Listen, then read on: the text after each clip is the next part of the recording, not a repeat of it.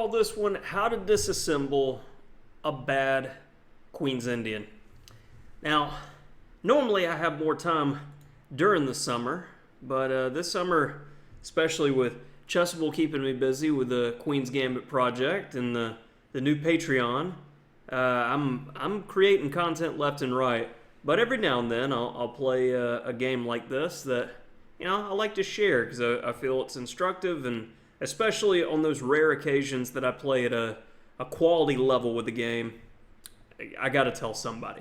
So let's go ahead and dive right in.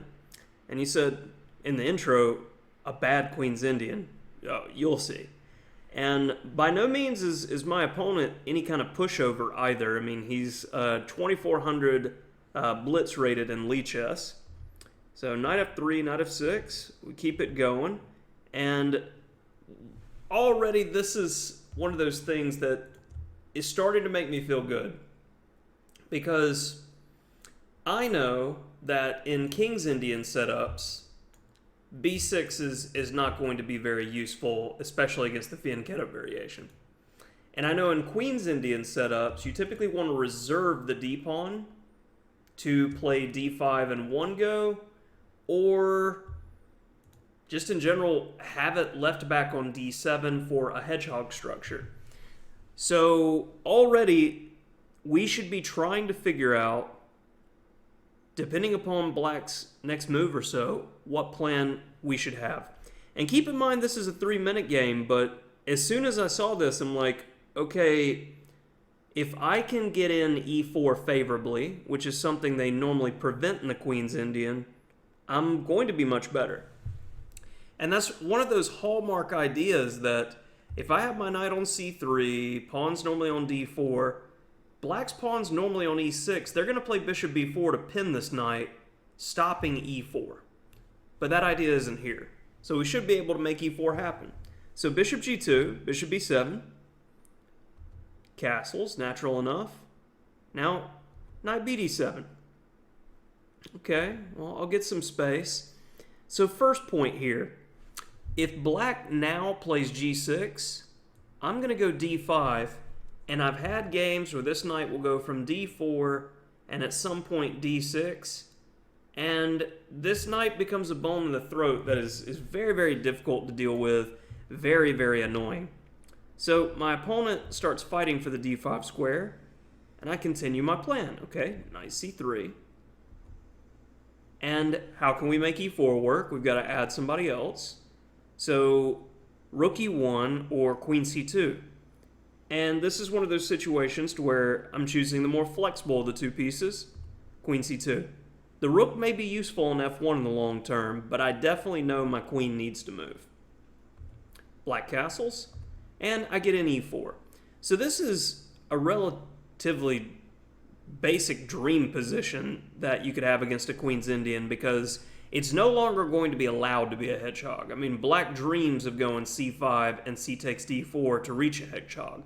But if c5 here, I'm going to shut it down with d5, and these positions are very strong for White, who can easily play using these key squares on the king side. So after e4, my opponent goes e5. And now, this is a huge concession because one way or another, a bishop is going to be bad for Black. And d5 is definitely a move, but I felt like changing it up a bit. Now, I played d takes e5 in the game, but upon analysis, I found that in the database and the engine pretty well confirms it, that this move, rook d1, scores nearly 80% with the same kind of idea I played in the game. Except this is a bit more forcing because it offers Black one more path, and it's not too strong. So e takes d4, knight takes d4, and Black's trying to get to a King's Indian setup. He's going to play bishop f8, g6, bishop g7. Well, b3, and now knight f5. In the event of g6, we can actually play knight h6. And there are variations as well where this knight can come back to e3 and then go to d5. So this knight f5 move is untested, but I believe with the engine's help, this is an extremely strong knight and strong position for white, and the best way to go. So, I play d takes e, and this kind of forces things a bit. de back, rook d1, pinning the queen, and he goes bishop d6 to break the pin. Now, it would be easy to play knight b5 and attack the bishop, but the bishop's simply going to move and I don't have a follow-up. Now, looking at this position, I wanted the other knight to do the job. So knight h4 to go to f5. And when that knight is on f5, it's very difficult to kick out. I mean, normally this bishop on c8 would be able to do something about it. You see it often in king pawn games, but here it doesn't exist to help in the position. And g6 is only going to weaken the squares around the king. Well, black goes a6 to prevent knight b5, and I get knight f5. So bishop b4, and here you've already got to have a good feel for the position. And this is where, if you're trying to play guess the move, here's an excellent place to start. Keep in mind, I had 3 minutes. You take as much time as you need here. The basic concept is, if black takes, are we taking with the pawn or the queen and why? And notice how if we take with the queen, the e-pawn could be weak. So, pause your video, and if you didn't, I'm continuing. The move that I played is bishop g5. So, I'm not losing time. I want to maintain the tension here. And my opponent plays bishop takes c3. Now, you definitely want to try to calculate this out, because I'm going to be honest, I only saw one of the 2 lines that I checked with the engine after the fact.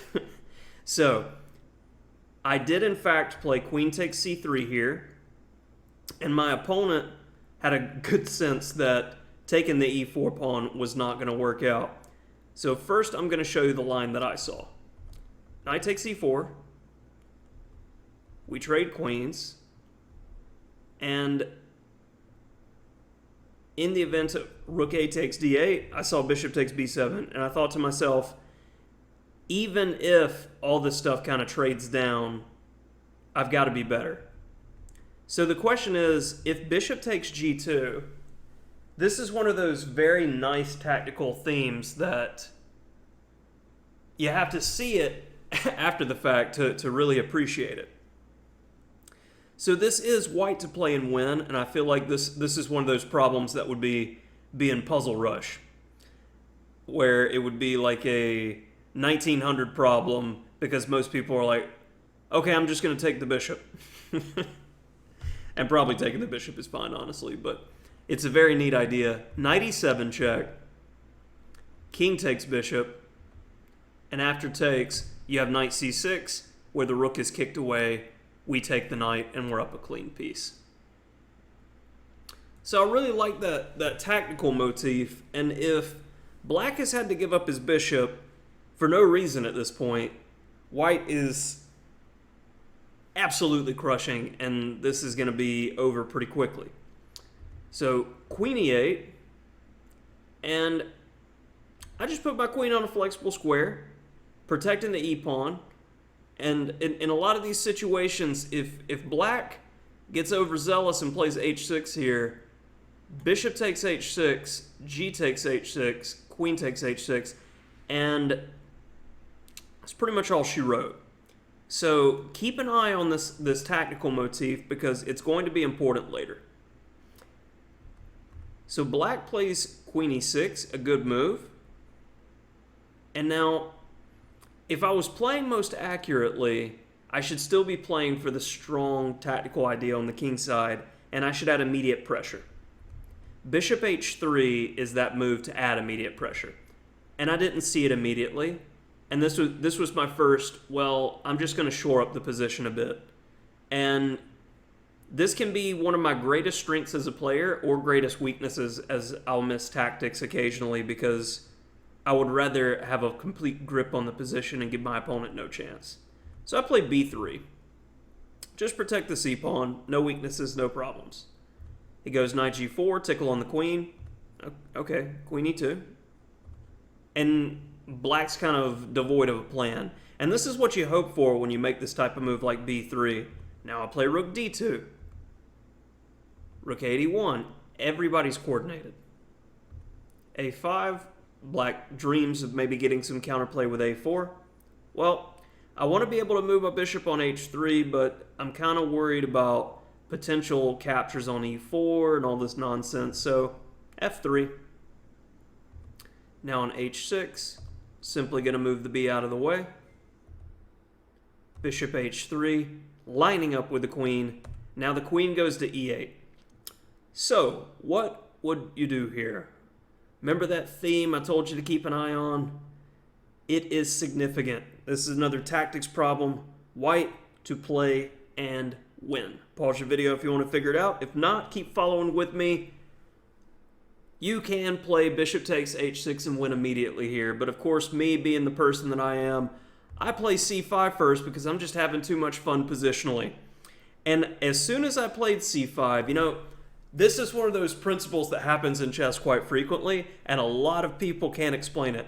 As soon as they'll play a move, they'll see exactly what they should have done. That typically means that you're too tense when you're playing. And when you've released the tension with the move, you've relaxed, and then that idea jumped into your head, just like a tactics problem. So as soon as I played c5, I saw bishop takes h6 working.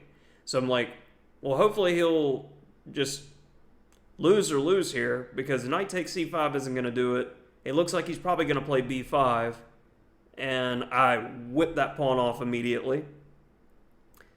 And my opponent, I don't think he took it seriously because he pre-moved it. And after queen e3, there's really no good moves for black here. This is not survivable.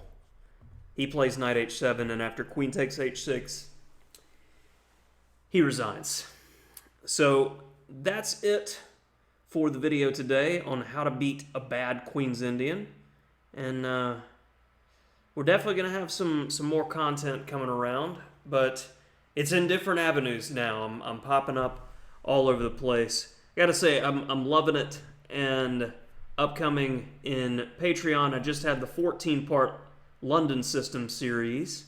I'm going to have a Nimzo Larsen series as well as a Czech System series where I'm updating and really putting a lot of effort into these lines where it is text quality for chess openings. So, think about checking it out. It's worth your time.